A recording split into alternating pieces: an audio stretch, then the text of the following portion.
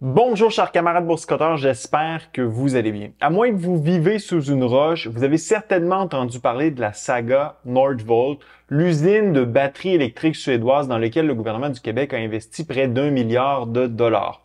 Si vous êtes au fait du dossier, vous savez aussi que l'entreprise est en difficulté financière et que plusieurs centaines de millions d'argent public pourraient partir en fumée si Nordvolt fait faillite.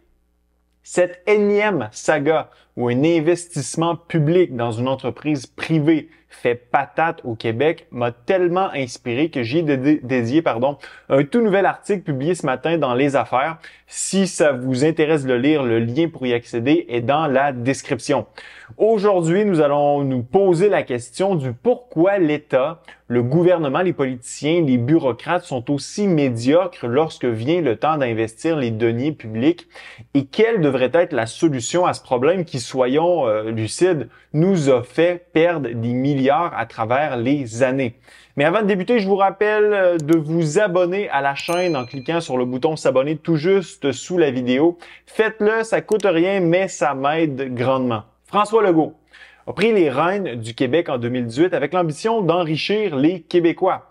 Il s'est présenté comme le premier ministre de l'économie et il voulait mettre en place les conditions propices afin d'attirer des investissements privés au Québec, afin de créer des jobs payantes. On l'a entendu plusieurs fois mentionner ce fameux slogan « Créer des jobs payantes ». Pour ce faire, son gouvernement a modifié la mission et la structure d'Investissement Québec pour permettre à la société d'État de prendre plus de risques.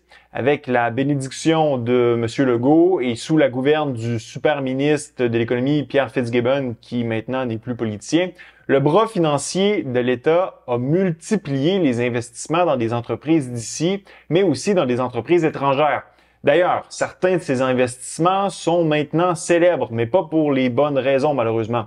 Pensons ici aux millions investis dans les fameuses baleines volantes, dont le poids de leur absurdité semble les avoir cloués au sol, étant donné que le premier vol se fait toujours attendre. Cependant, le projet phare des ambitions économiques de M. Legault est sans contredit la filière batterie, dont M. Fitzgibbon a joué le rôle d'architecte.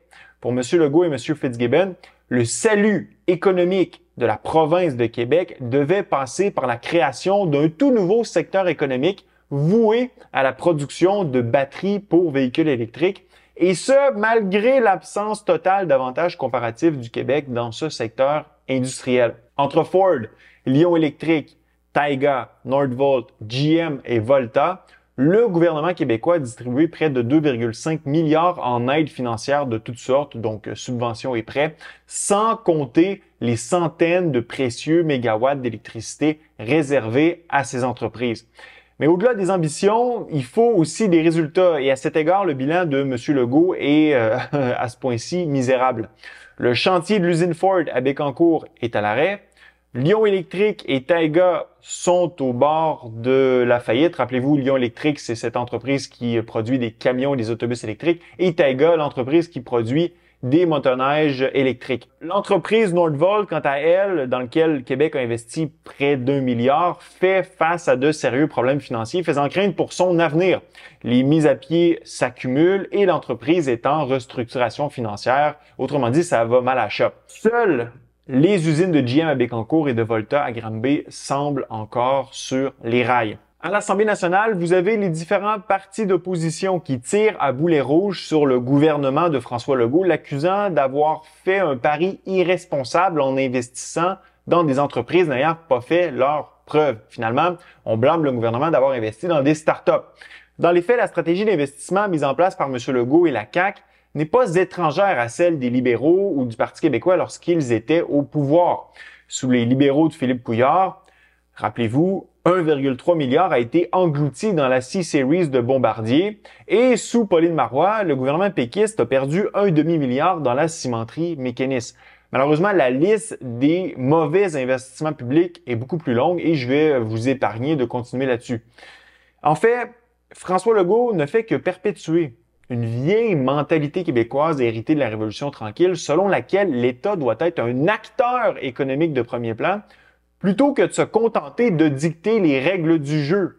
Donc, à force d'intervenir sans cesse dans l'économie sous le prétexte de vouloir créer de la richesse, le gouvernement multiplie les échecs et ne fait que nous appauvrir.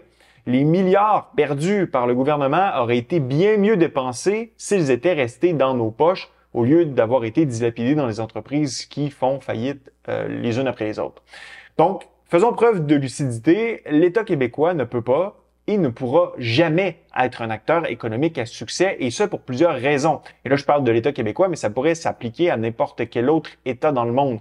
D'abord, les tentatives de centralisation économique où l'État dirige les ressources vers des objectifs définis, comme l'a fait Québec en dirigeant des ressources vers la filière batterie, ont échoué partout où elles ont été appliquées. Prenez n'importe quel exemple tiré de l'histoire humaine où une société s'est organisée selon des plans quinquennaux ou sous un organe de direction centrale pour gérer son économie, et la résultante a toujours été l'échec. Dans une économie de libre marché, ce sont les prix qui informent les producteurs que la demande pour un bien ou un service augmente, diminue ou est constante. Malheureusement, les décisions d'investissement du gouvernement ne reposent pas sur la rentabilité économique ou les préférences des consommateurs à travers justement le système des prix, mais plutôt sur des considérations politiques ou bureaucratiques. Si Nordvolt ou les autres entreprises mentionnées plus tôt n'ont pas su attirer du secteur privé le capital nécessaire pour soutenir leurs activités, c'est parce que le marché juge que l'investissement n'en vaut pas la chandelle. Donc, pourquoi le gouvernement intervient-il en fournissant des fonds publics à ces entreprises? Toutes les raisons sont bonnes aux yeux des politiciens, mais aucune ne l'est réellement. Parce qu'on veut créer, et là, entendez ici subventionner des jobs payantes, parce qu'on veut sauver un fleuron québécois pour préserver nos sièges sociaux, etc., etc. Par ailleurs, ces décisions sont prises par des bureaucrates ou des politiciens qui n'ont aucun intérêt propre en jeu, ce qui cause une indifférence décisionnelle, qu'elle soit consciente ou non.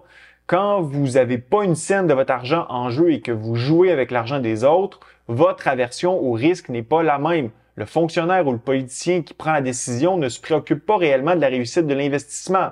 Si l'entreprise fait faillite, il perd absolument rien, contrairement à l'investisseur privé qui investit son propre argent. Les conséquences d'un mauvais investissement n'étant pas assumées par ceux qui prennent les décisions, bien la rigueur avec laquelle les décisions sont prises devient discutable. Finalement, les subventions et les prêts gouvernementaux faussent le marché. Ils perturbent le rôle des prix et masquent la réalité économique. Pensez-y. On investit des millions dans les entreprises qui auraient fait faillite il y a longtemps si ce n'était que du marché. En fait, le gouvernement permet à des entreprises non rentables de continuer à fonctionner même si la demande réelle pour ces produits est insuffisante. En soutenant ces entreprises, le gouvernement crée une concurrence déloyale vis-à-vis des entreprises qui ne reçoivent pas d'aide, nuit à l'innovation et freine la croissance économique durable parce qu'il dirige des ressources rares, matériaux, main-d'œuvre, capitaux financiers, vers des secteurs de l'économie sous respirateur artificiel. C'est donc du gaspillage pur et simple. En conclusion, si François Legault et les autres partis politiques à l'Assemblée nationale avaient réellement à cœur la création de richesses au Québec, ils légiféraient pour mettre un terme à la capacité de l'État québécois d'intervenir dans l'économie par la distribution de subventions et de prêts aux entreprises. Les subventions et les prêts accordés par l'État aux entreprises devraient être proscrits. Seul un marché libre, guidé par le choix des consommateurs, vous et moi, et où les entraves à l'entrepreneuriat, donc vous voyez ici la réglementation, est minimale, peut assurer l'enrichissement durable des Québécois. Allez lire mon article, le lien est dans la description. Laissez-moi savoir ce que vous en pensez dans la zone commentaire. Ce fut un plaisir d'être avec vous. À la prochaine.